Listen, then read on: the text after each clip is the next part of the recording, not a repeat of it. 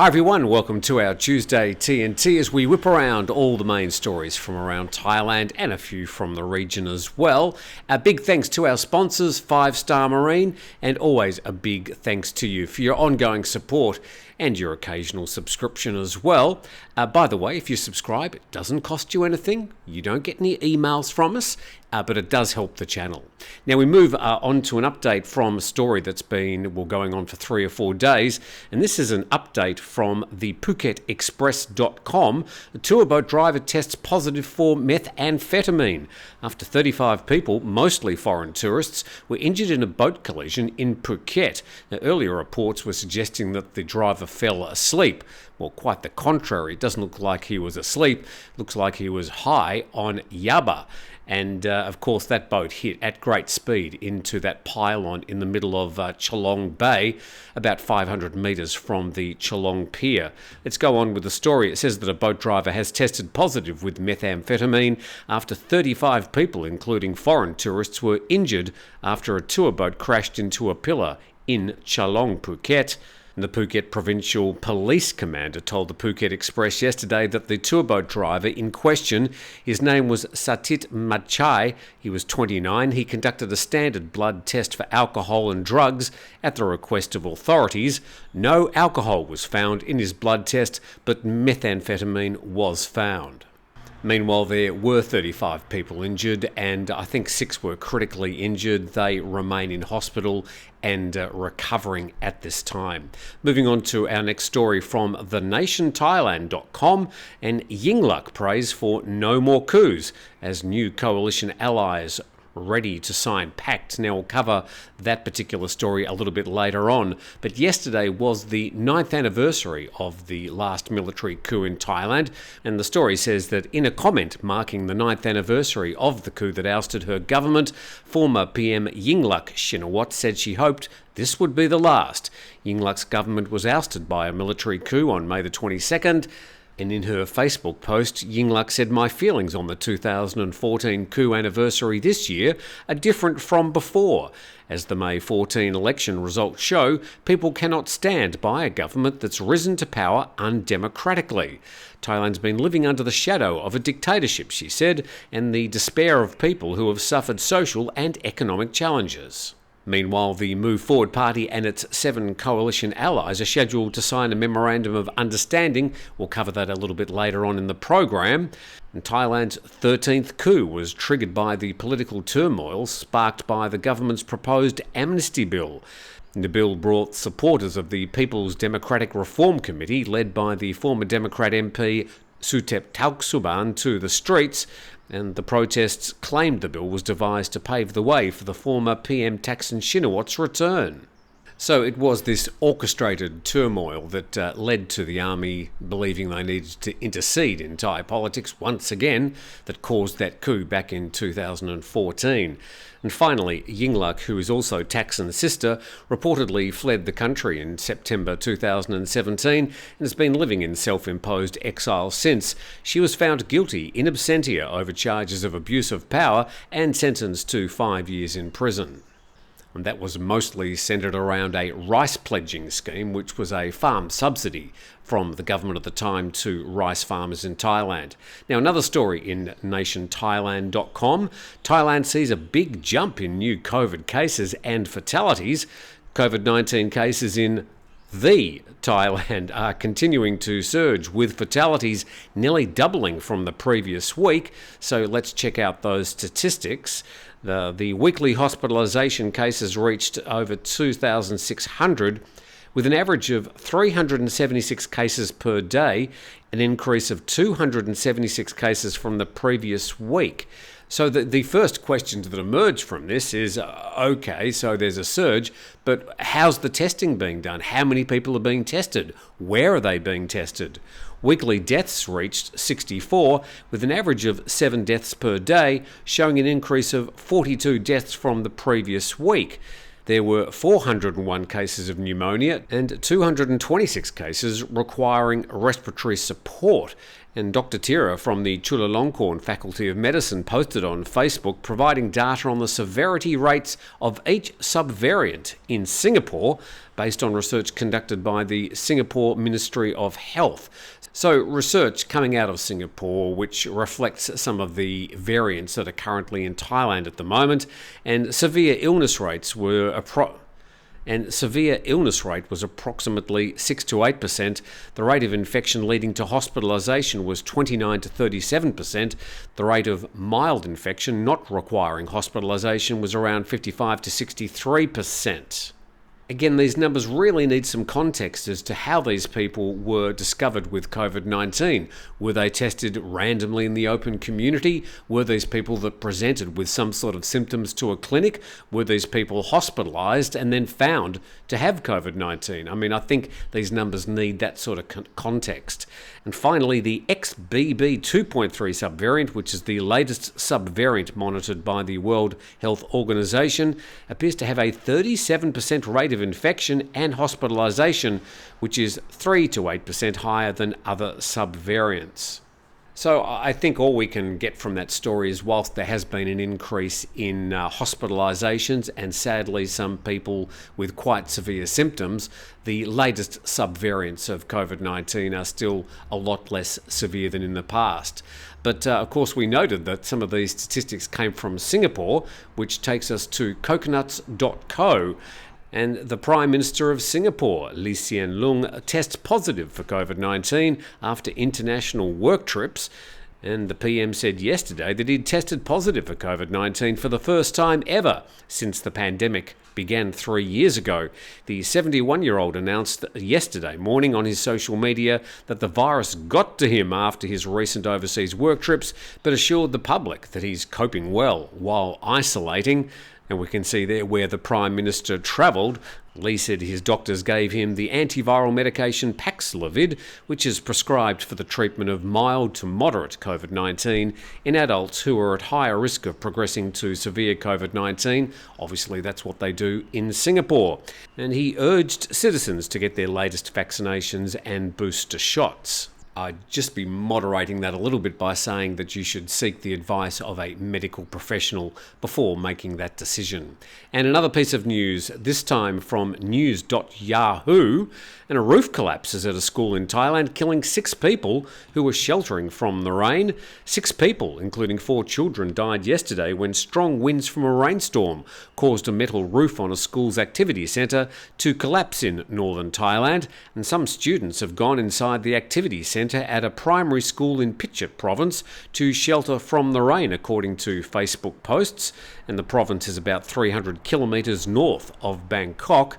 And a staff member at the Provincial Public Relations Department said 4 children, 1 parent and 1 member of the school's cleaning staff had died. So some of these are random storms just appearing out of nowhere. This happens this time of the year during the transition period. Certainly down in parts of southern Thailand, even here in Phuket, was a very wet day, although we didn't have this sort of severe weather. Where is Pichit? Well, Pichit, as you can see there, as the article said, about 300 kilometres north of Bangkok. So that story from yahoo.com. Big thanks to our sponsors, 5 Star Marine. The link in the description, which is down there, will get you a free pickup and return from wherever you're staying on the island of Phuket to 5 Star Marine so you can enjoy your day out on the water.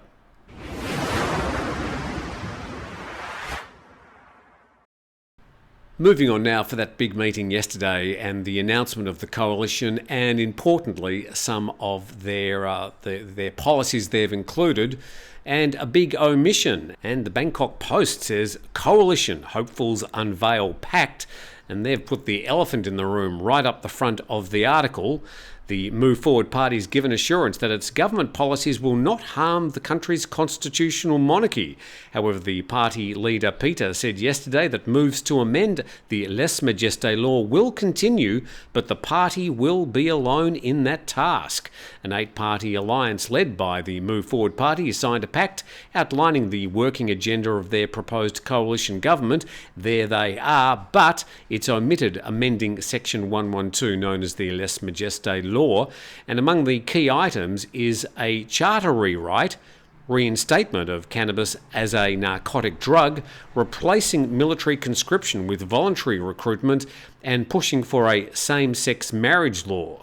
And Peter said it was a historic day because it marked a peaceful transition in Thai politics, and the signing was arranged to coincide, as I mentioned earlier, with the 9th anniversary of the 2014 coup.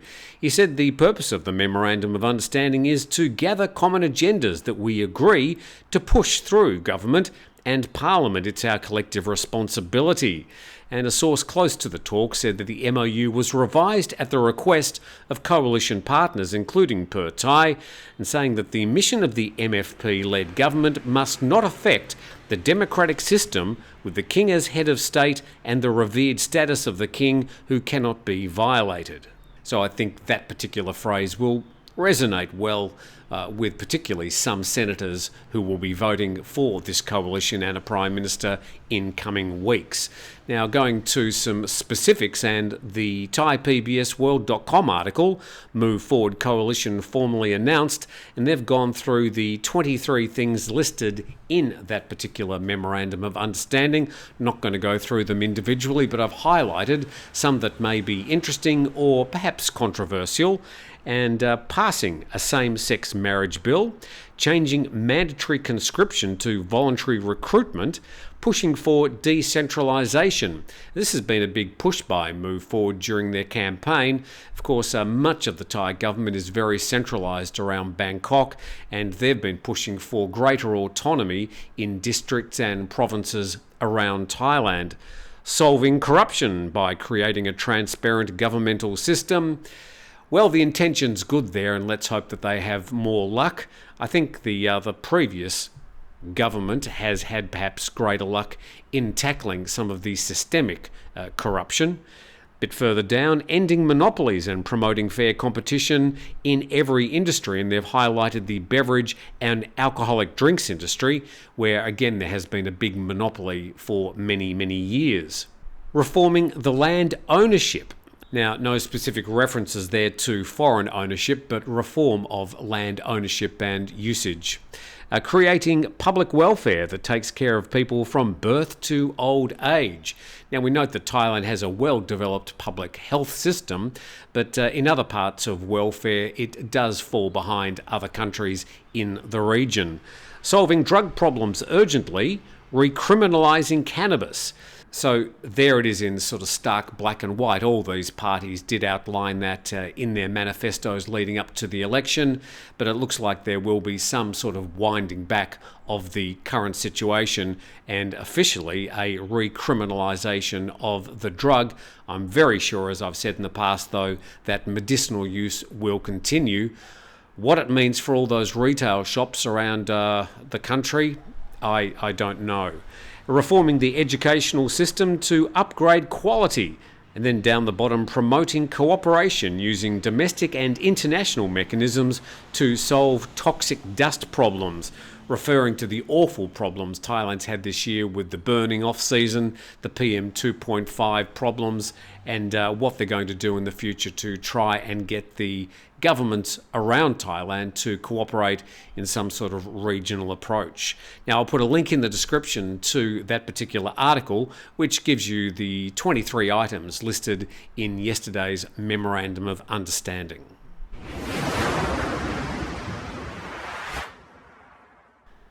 You're watching the Tuesday TNT, and let's see some, well, I suppose other fallout from the election. BangkokPost.com saying that political uncertainty taking toll on the bourse, that's the Thai Stock Exchange. And after losing 3% last week, the Stock Exchange of Thailand index is likely to remain on a downward trend amid lingering concerns and fiscal uncertainties. And the SET index lost 24 points to slip below 1,500 points in early morning trade yesterday against rallies of regional stock markets amid optimism regarding US-China ties, while US debt ceiling talks were slated to resume. However, Thai shares recovered and finished in the green by midday. And an analyst from Yuanta Security says Thailand so far underperformed other Asian stocks, mainly due to political uncertainties. KGI Security says, in our view, Thai political uncertainties will remain until the opening of the parliamentary session, which should be in early June. I think it might be in July. And Fitch Ratings noting that a broad fragmented coalition government could emerge after the election, and that would complicate effective policy making. Well, that would only happen if there was a minority government that came to power. And moving on to this story, and it's in Xinhua, and Thailand launches safety-focused campaign to woo Chinese visitors, noting that Xinhua is a Chinese government-sponsored publication. And the Tourism Authority of Thailand launched a campaign yesterday to bolster market confidence among Chinese tourists while emphasising safety measures. As part of the campaign, some 60 Chinese key opinion leaders were invited to explore popular Thai destinations from the 18th to the 28th and experience community-based gastronomy, wellness and beach tourism, along with the China-Laos-Thailand high-speed railway. That's not going to be finished for 4, 5, 6 years at the earliest. And Tanis Petsuwan, the TAT Deputy Governor for International Marketing, told Xinhua that the TAT is collaborating closely with the Royal Thai Police to ensure the utmost security and provide excellent service and care to Chinese tourists. Now, of course, last week's story about another boat crash in Phuket, that doesn't resonate well with the Chinese, especially after the 2018 incident when 47 Chinese people died in a boat sinking in Phuket. And Thailand witnessed promising tourism figures, recording just over 1,000 Chinese tourists up to May the 18th this year, with an anticipated increase in scheduled flights between Thailand and China in the upcoming months. Well, there certainly was a surge after Chinese reopened its borders in January this year. February and March saw a steady increase of Chinese tourists, but that's now starting to certainly level off, and it is expected to wane a bit during what we've got the low season, the wet season. Certainly it's going to be a challenging time as we really test the resolve of tourists to come to Thailand during this time of the year. Hopefully that brings you up to date with things happening around Thailand. Thanks for watching. Please subscribe to the channel. Big thanks to 5 Star Marine, and we look forward to doing it again tomorrow.